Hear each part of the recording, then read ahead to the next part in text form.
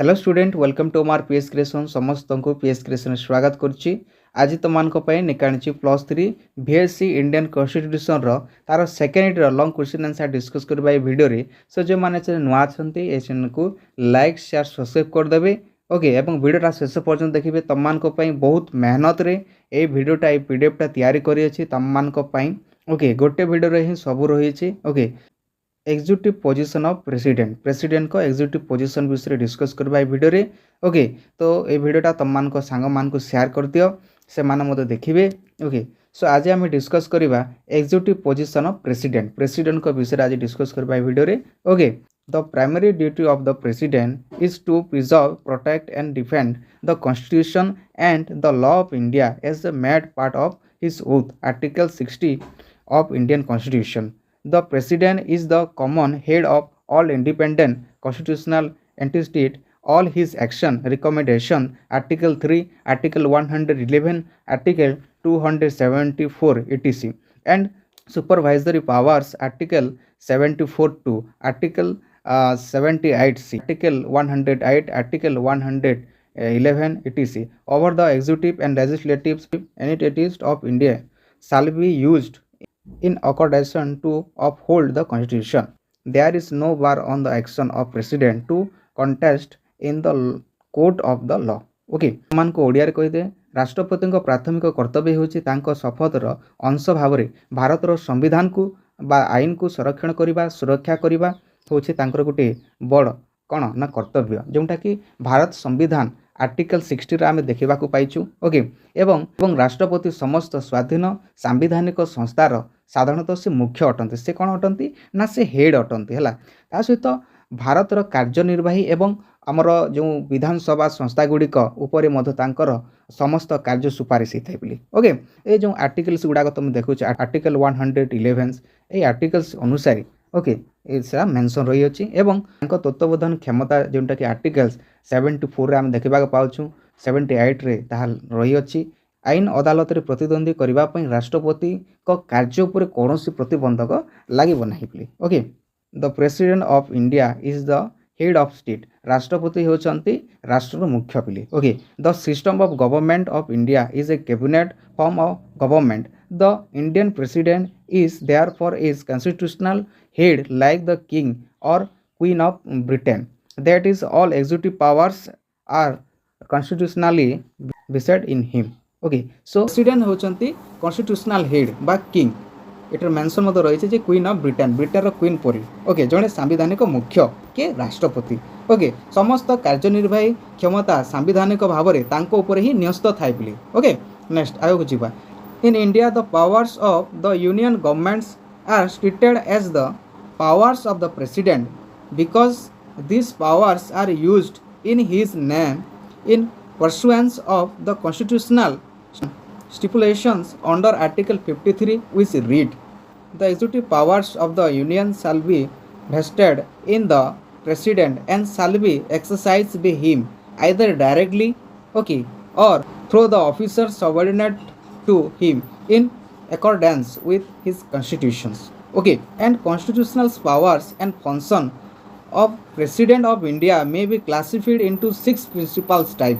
Okay मान को ओडिया रे कहि दिए ना भारत रे केंद्र सरकार क्षमता को राष्ट्रपति क्षमता भाव रे ओके विवेचना मध्य करा जाय कारण ए क्षमता गुडी को तांको ना रे धारा जोंटा कि 53 अनुଯାयी सांविधानिक शर्तावली अनुसार रही व्यवहृत हुए कौन ना जहाँ लेखा अच्छी। ओके संघर कार्यनिर्वाही क्षमता राष्ट्रपति ऊपर न्यस्त हेब बोली यही संविधानिक अनुଯାयी राष्ट्रपति सीधा सलख हो किंबा तांको अधीनस्थ अधिकारी माध्यम से व्यवहार करें एवं भारतर राष्ट्रपति सांविधानिक क्षमता और कार्य को 6टी मुख्य प्रकार गर्भीकृत करा जाय पारिबो। ओके तांकर executive function एक नंबर रे आउछि head of the union. President is at the head of the union executive. Consequently, all executive powers are exercised in his name.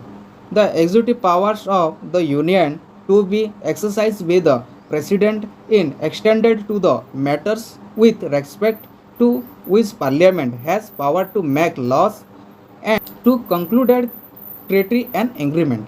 तार अर्थ कौन ना संघर मुख्य होचंती कि राष्ट्रपति ना राष्ट्रपति संघ कार्यनिर्वाही मुख्य अटंती पिले से ओके समस्त कार्यनिर्वाही क्षमता तांको नारे प्रयोग करा जायते एवं राष्ट्रपति द्वारा प्रयोग हेबाकु थिबा संघर कार्यनिर्वाही क्षमता सही विषय गुड़िक पर्यंत विस्तारित होते जो विषय संसदर आईन प्रणयन एवं तार चुक्तिनामा समाप्त करिवार क्षमता मध्य रही एग्जीक्यूटिव फंक्शन सेकेंड तांको पावर रही अपॉइंटमेंट करती कि राष्ट्रपति as head of the executive the president appoints the governors of state the जज of the supreme courts and the high courts the auditor general of India and many others high officials such as the members of finance commission, election commissions, the union public commission etc. अर्थात कार्यनिर्वाही मुख्य भाव में राष्ट्रपति राज्यर राज्यपाल supreme court high court row विचारपति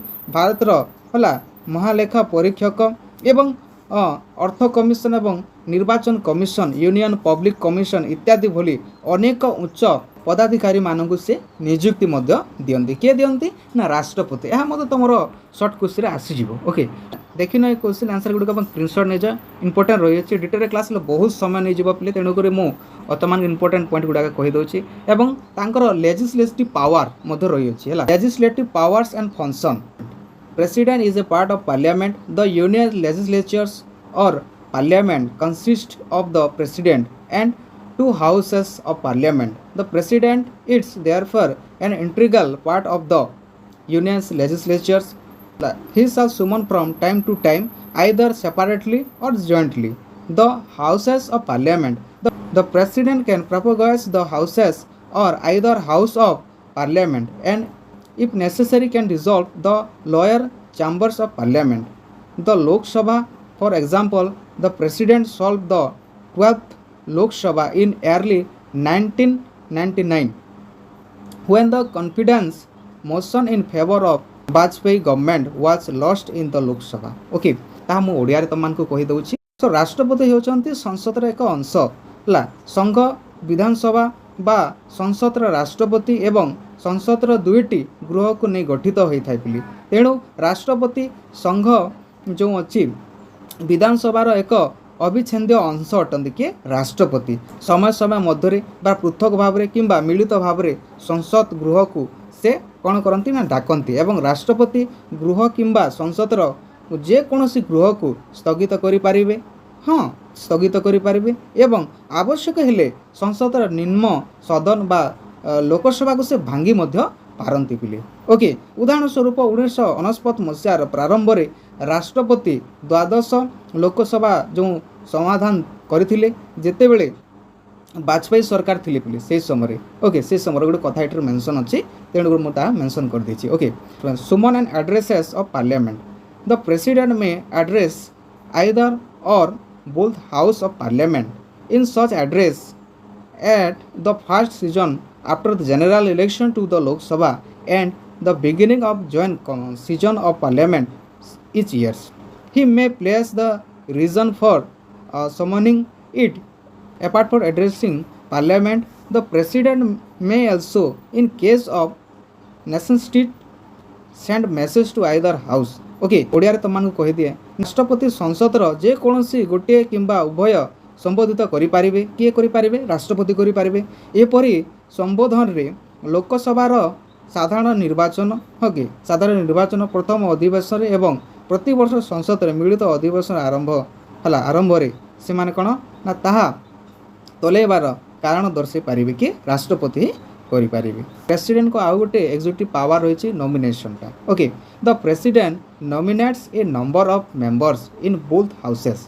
The chief's purpose of the nomination is to ensure adequate representation in parliament of all sections of the population which may not always be achieved through the elections. Okay, तार अर्थ कौन ना जो राष्ट्रपति उभय गृह रे अनेक सदस्य मानक मनोनीत करती एवं मनोनयन मुख्य उद्देश्य हेउछि जनसंख्यार समस्त वर्गर संसद रे कौन पर्यंत प्रतिनिधित्व बा सुनिश्चित करवा जहाँ अनेक समय निर्वाचित माध्यम हासिल हो न था से समय राष्ट्रपति कौन ना उभय हाउसेस गृह को से कौन करती ना से उभय गृह हस्तक्षेप करती एवं जो संख्यार अधिक सर्वाधिक होते से जहाँ को इच्छा करेंगे ताकू से सपोर्ट करेंगे। Okay, power in respect of bill यह गोटे एग्जीक्यूटिव पावर रही प्रेसिडेंट कर। The president has certain function in respect of passing of A bill. A bill passed by both the houses of parliament required his assent in order to become a act. He may give his assent to a bill or can withhold assent when a bill after getting approved in both houses. तार अर्थ कौन ना जो bill संपर्कर क्षमता मध्य राष्ट्रपति रही अछि। संसद उभय गृह द्वारा गृहीत एक बिल आईन परिणत करने सम्मति आवश्यक करे कार राष्ट्रपति बिल। ओके, से एक बिल प्रति तांकर सम्मित दे पारिबे किंबा उभय गृह रे अनुमोदित हेबा परे राष्ट्रपति सम्मुख रे उपस्थापन हेले सम्मति को स्थगित मध्य करि पारिबे। के करि पारिबे ना राष्ट्रपति ही ताहा करि पारिबे। सो देखिनो एटा अपन स्क्रीनशॉट नै जो माने पीडीएफ चाहछ हम टेलीग्राम चैनल जॉइन सेटे जो पीडीएफ मत मानकू शेयर कर देबे। ओके, राष्ट्रपति कौन रही ना फाइनेंशियल पावर्स एंड फंक्शन रही अछि। The president of India also exercise financial powers. No money will can be introduce in parliament without the recommendation of the president according to the constitution of India. The annual financial statement in place by the president before both the houses of parliament. This statement shows the estimates of revenue and expenditure of the central governments for the next year. It may be pointed out that the proposal for taxation by tax वगैरह and expenditure cannot be made without the approval of the president. No proposal for sending money or raising revenues for purpose of government can be introduced in the parliament without previous permission of the president. Bharat राष्ट्रपति से मध्य आर्थिक क्षमता व्यवहार करती बोले किए राष्ट्रपति सुपारिश बिना संसद रे कौन से अर्थ बिल आगत हो पारिबो नाही बोले वेरी इंपोर्टेंट रही।